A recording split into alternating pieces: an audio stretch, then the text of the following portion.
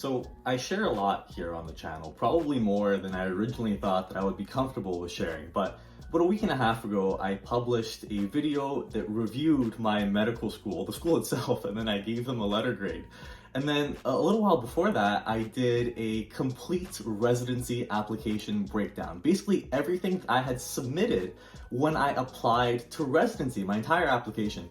And around that time, one of my friends, we were talking, and he said to me, he goes, I don't know if that's something that I could have personally done. He was speaking about himself. And I want to challenge that today and say that not only do I think you could have done that, but I think that we should, and I think that we have to. Misinformation when it comes to the pre-med scene and the medical education pathway has been around since before I was even in undergrad. But we can't get mad at companies for selling bad information to students or forums for not giving accurate information if we ourselves don't do the best effort possible to get this information out to students in a consistent basis where they could actually access it. And that's why today I'm going to break down my entire paycheck as a first-year resident and explain how residents get paid, and we're going to go into all about it. How's it going, everybody? Welcome back to the channel. My name's Gianluca, aka Dr. Calcagno, and I am a first-year family medicine resident here in Ontario, talking about my first ever paycheck, which, by the way, was just so nice. To not have gotten a real paycheck in a very long time now, being a full-time medical student. It wasn't good, as you're gonna see in a little, like, it wasn't great, but it felt very, very nice. So the point of this video is to go over what you could expect to make after coming out of your full-time studies in medical school and being in residency here in Canada, pretty much regardless of the specialty that you get into. But if you enjoy this content, if you think this video was helpful in particular, I would really appreciate you, smacking that like button down below, subscribing to the channel if you want to see more. So now to get right down to it, this is not clickbait. My annual salary for the year as a first-year resident in Ontario is exactly $62,227.83 Canadian, which works out to, because we get paid every 2 weeks, $2,393 every 2 weeks is what I take gross, and 38 cents. Then I lose $408 approximately every 2 weeks to income tax. I lose another $128 to the Canada pension plan. I lose another $38 to the employment insurance, another $29.70 to long-term disability. Then I have to pay about $30 to payroll dues, which is, you kind of think about it as the resident union per se. And then finally, you end up taking away about $1,758 every 2 weeks, basically regardless of how many hours you're working during the week, with the exception of on-call, which we will talk about in a little bit. Now, the way that salary pay works here in Canada is that each of the different provinces will have a different rate for their resident physicians to make for the entire year. It's in and around the same, but there are some provinces that do a little bit better than others. Ontario is one of the higher ones from my reading over here. And this doesn't change depending on what residency you match into. So I'm in family medicine, I get paid what I just said. My general surgery friends, for the most part, will get paid the exact same, and my friends in anesthesiology will get paid the exact same. Now, the caveat though is that you do make more depending on how many years you've been in residency. So I am in my first year of residency. That means that I am a PGY1, post-grad year 1, and I make $62,000 approximately. The next year and every year after, your salary basically goes up about $5,000 until you become a staff physician, and then it could vary pretty much wildly depending on what specialty and what you're working in and other factors. But family medicine will last 2 years. So in my first year, it's about 62. The second year, it's about 67, 68. But when you do get into the different specialties, the scale for Ontario caps out at a PGY 9. And off the top of my head, I do not know a specialty that does have 9 years of postgraduate training in residency.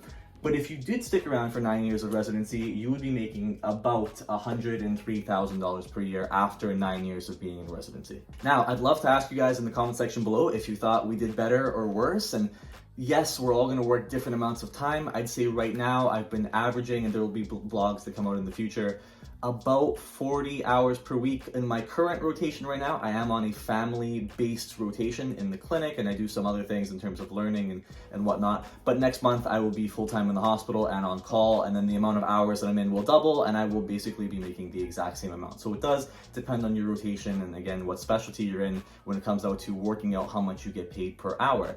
But I do want to say say that on both ends of the spectrum, we have provinces like Quebec, which their gross resident salary for PGY1 is about $48,000, and remember that is before all of the deductions that I talked about previously. And if we go to a province that makes more than Ontario, you're looking at places like, I believe, Nova Scotia and Prince Edward Island. Their first year, they're starting them off at about $66,000 Canadian before all the deductions. Now, one last thing that I do want to say in terms of wrapping up how much we all make in residency is the added bonuses, you could think of it like that, when it comes to our call stipends. And basically, there are two different types of call stipends that you need to be worried about or think about, unless you're a resident. And if you are a resident, you've gotten a much more detailed conversation than this, I hope, about how much money you're making and how much you're losing in taxes and whatnot.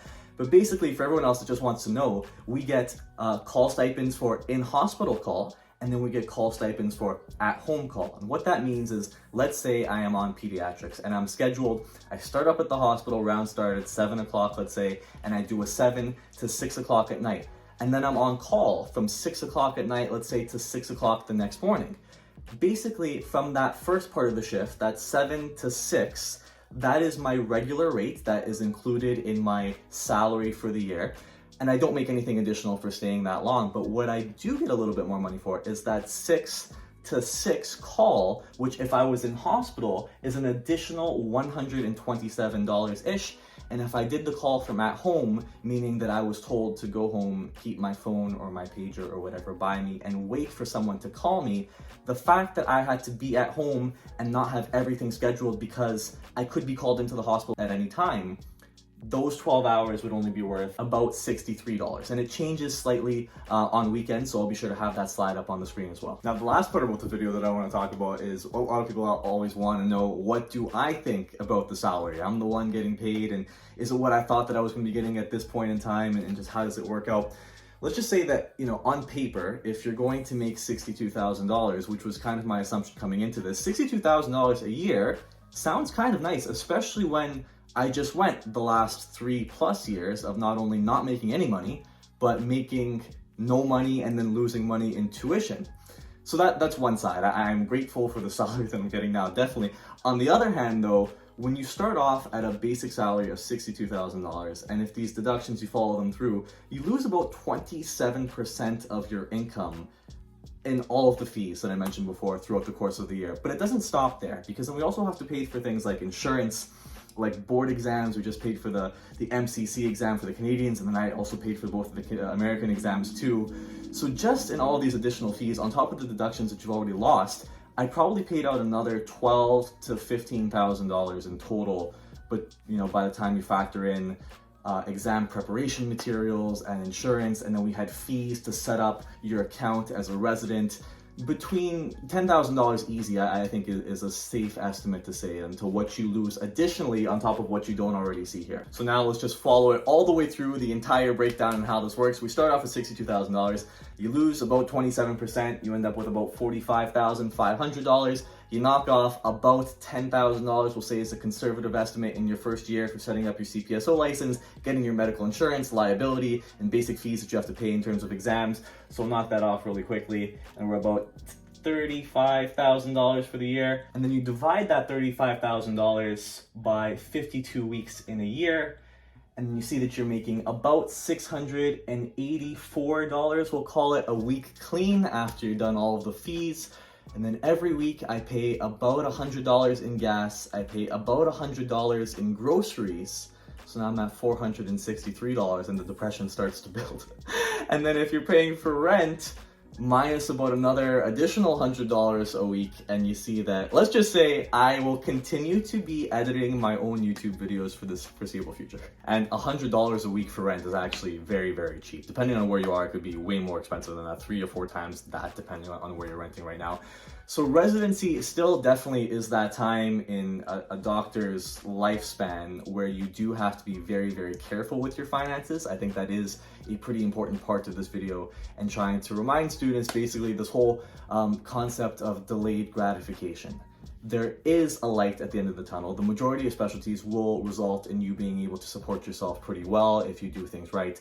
But it's just something that I want to share with you about my own medical journey, where we are right now, and why, in addition to going to residency and getting all this done, I will probably be looking into doing things like teaching at the university and anything else that I could really do to supplement my income, and hopefully add on about another $10,000 if possible. Would really just be a big help, and something that's totally achievable when you're in residency, depending on how active you get involved with teaching, if you have any other side hustles like YouTube in this case, and anything else that you guys could think of. Now, one thing that I don't say very often, but if you guys haven't figured it out right now, I do not intend to be that family doctor that is barely keeping their practice afloat. I hope that as I continue to progress through the system, that I will learn additional ways of trying to do a little bit better and trying to run a successful practice and sharing business insights with people as I go through. Because I think that personally, financial literacy when it comes to this stuff is not something that is stressed at all, like anywhere in our medical training. If you don't get additional training outside of the programs, for the most part, it's very difficult to learn this stuff. And I think it's very important. I think that most people, if not all people, need to know this stuff if you're going to stay afloat, and if you're going to thrive in medicine. And if you're going to thrive in medicine, you're going to keep burnout down, you're going to keep it low. And if you're able to do that, the patient outcomes are going to improve. And that's something that I'm really passionate about moving forward. So I hope this video was able to help some people today. If you were curious, if you are going to residency soon and you just wanted a little bit of a peek in the future, but let me know what you guys thought in the comment section below. More videos to come very, very shortly, interviews and vlogs and other stuff. So we will see you all in the next one. Everyone take care.